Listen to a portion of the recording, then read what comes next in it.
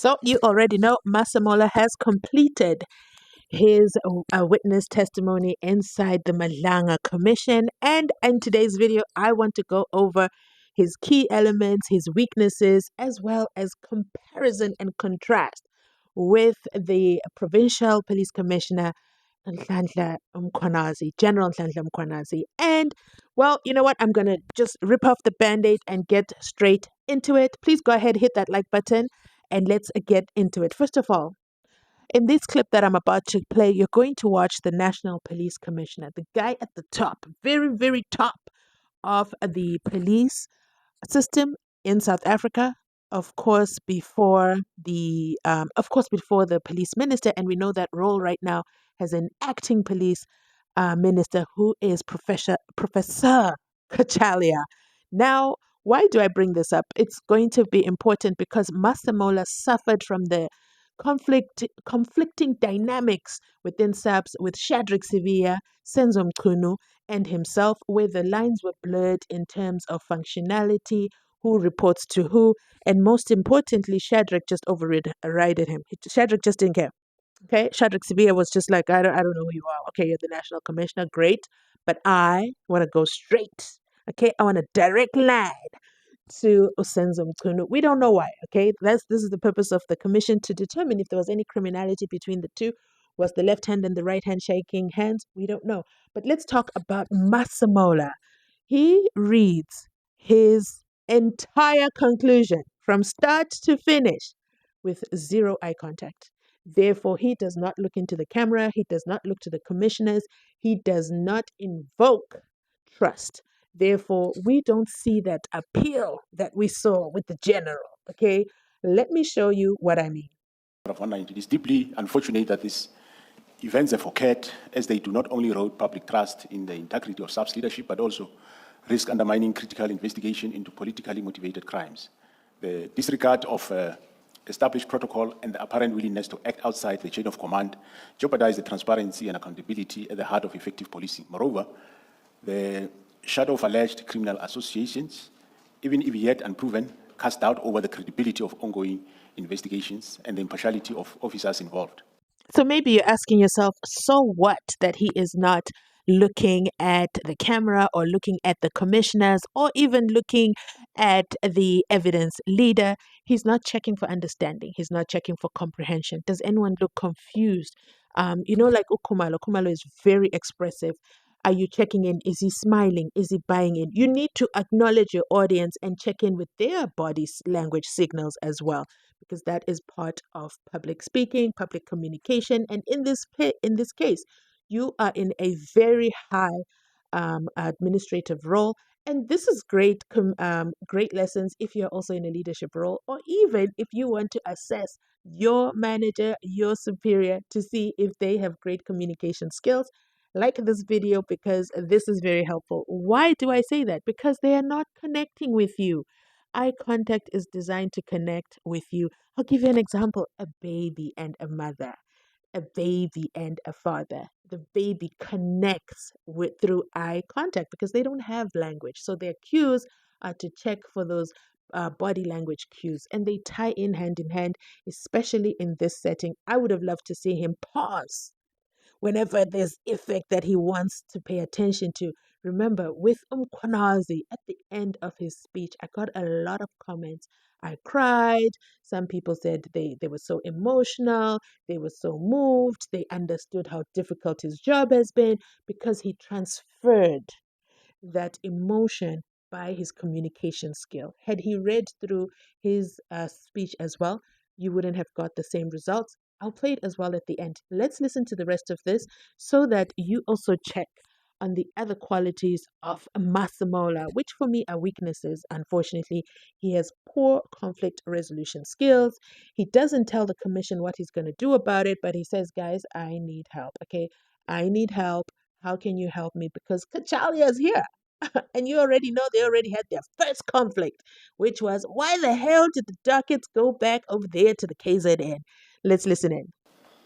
In the context where the stakes are the pursuit of justice and the safety of communities, such lapses threaten to weaken the foundational principle upon which the police service relies and diminish public confidence in law enforcement as a whole. I've been asked about the key reforms that would assist within the police service. I would, although I intend to make comprehensive submission in this regard at a later stage, I would like to highlight that the police minister's role needs to be urgently defined, especially in light of there being a minister on leave and the acting minister of police. Thank you. General, is there anything that you would like to say, if perhaps there is, that you could not put across because you didn't get an appropriate question perhaps to deal with it? And if there is none, there isn't as well. I'm just checking whether there is anything that you feel you need to highlight or indicate to the Commission. Maybe just to deal with, I think there was, during General Mkhwanazi'S testimony, there was some question around the research pay deployment. Chair and members of the Commission, that concludes the evidence on behalf of the National Commissioner. General, thank you very much. Thank you very much, Commissioner. Thanks. Sorry, just one housekeeping issue. And you see that in this clip that I just played, that he seeks the assistance of the commission to reform, or should I say put structure with regards to defining who's who in the zoo, okay? Especially since Umkhunu is on leave and Professor Kachalia is in as the acting police minister. What are his roles? Who reports to him?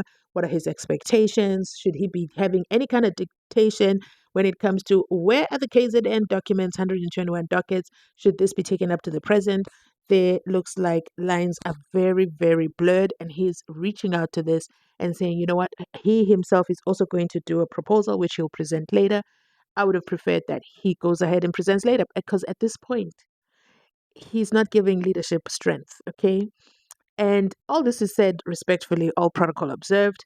And these are my opinions, okay? If you disagree, don't worry. Go right ahead to the comment section, drop your thoughts as well. He also gives the demeanor that he's an easy pushover. And what is the direct result of that? We see how Shadrach Sibia decides that he's just going to go wherever he wants, okay? Shadrach Sibia is going to go to the minister direct. He's going to issue out letters. He's going to do as he pleases.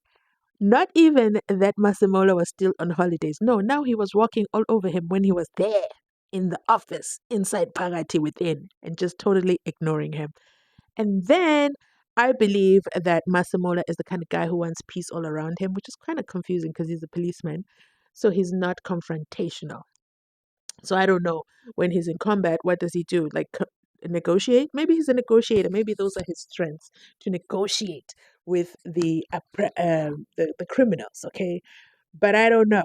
So let me know your thoughts. These are the weaknesses that I spotted and I want to bring to your attention. Now, having spoken of weaknesses, I want to then show you the difference when it comes to Mkhwanazi. And I'm not saying this because Mkhwanazi is a favorite. He has become a favorite because of his communication skills, in my opinion. And let me show it to you, what he does. They're going to help us on this.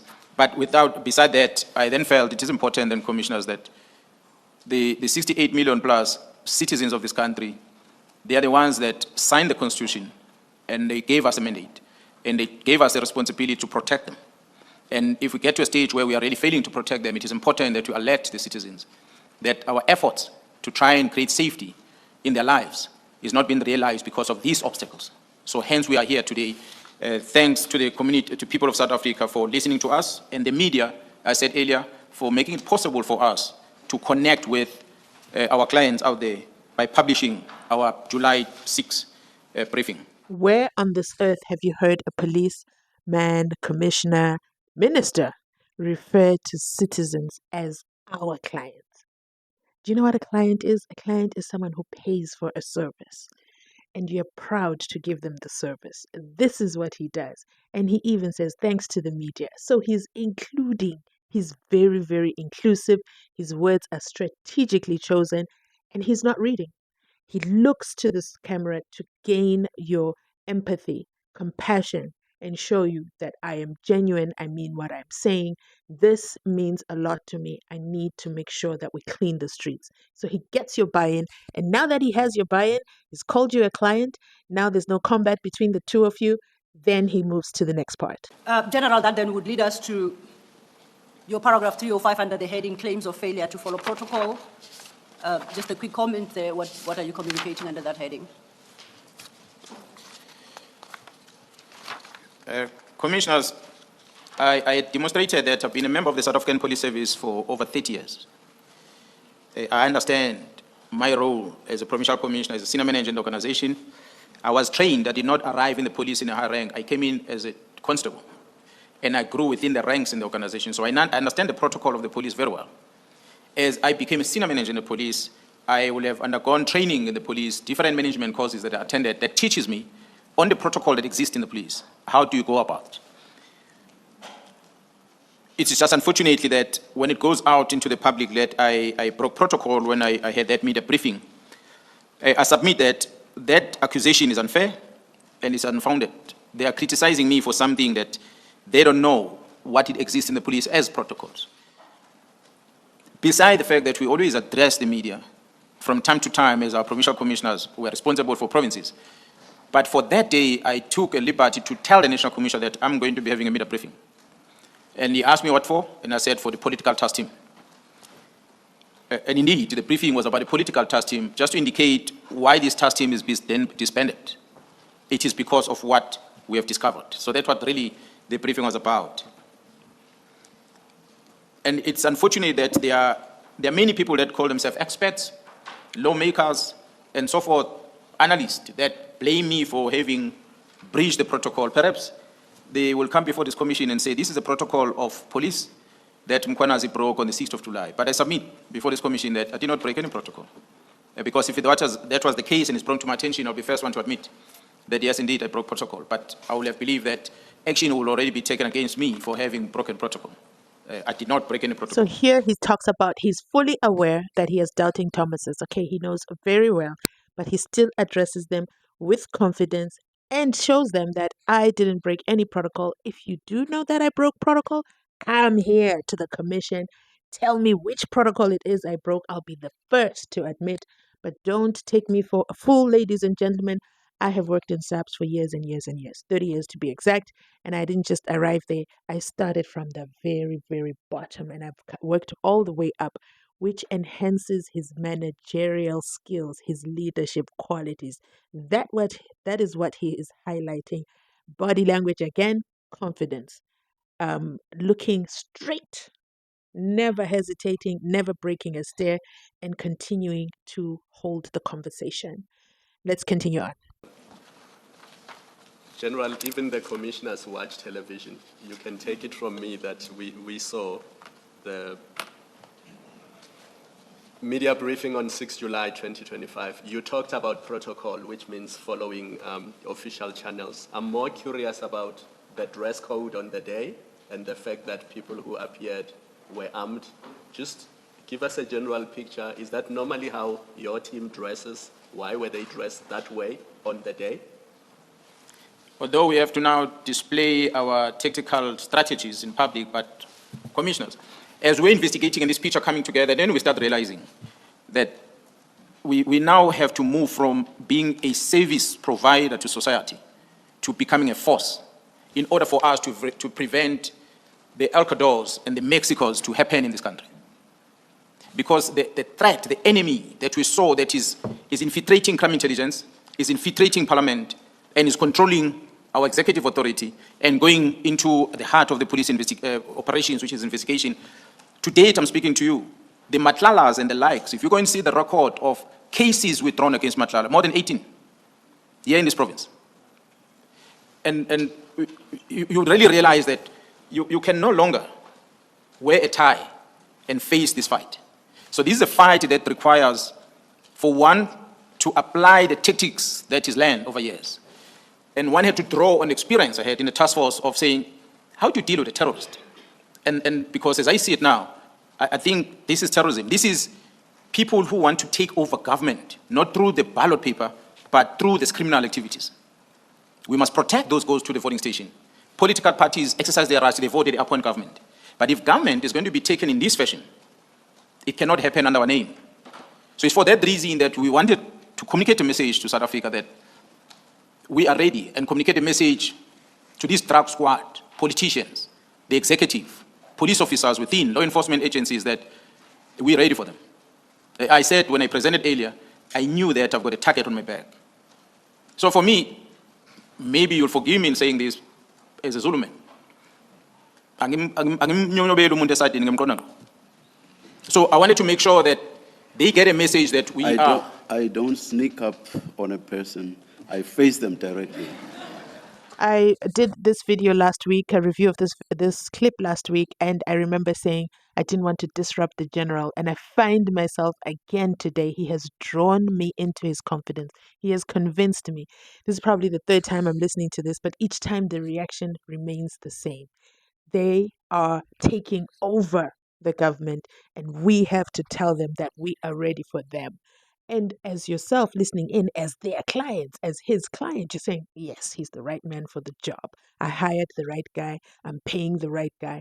That's the emotions that are invoked, including heightened emotions, because that's how passionate he is. And he's not reading.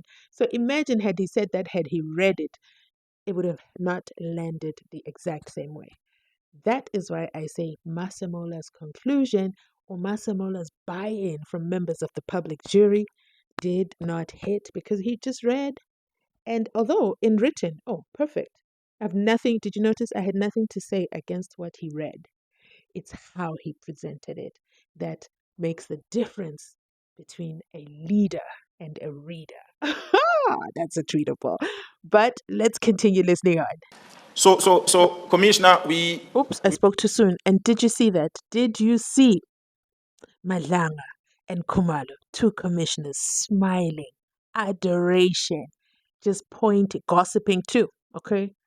They didn't look like they're in combat mode. They didn't look like they're not buying in. Rewind, check it out. You'll see them whispering, smiling, intently connecting with his message. Let's continue listening on. we were pushed to the corner that for us to counter this, what is happening, let's draw attention of South Africa for them to realize the battle that we're about to face. And it is a battle, I must say, as I said, when you put that screen, that they are so-called experts, they are so-called forensic investigators, they are so-called journalists. There's a whole lot of people that are spreading news, feeding the narrative that has been perpetuated by these people internal. We have people in the organization that when the case is open, they take the docket and they keep it in their office and they don't investigate it. And we have evidence for it.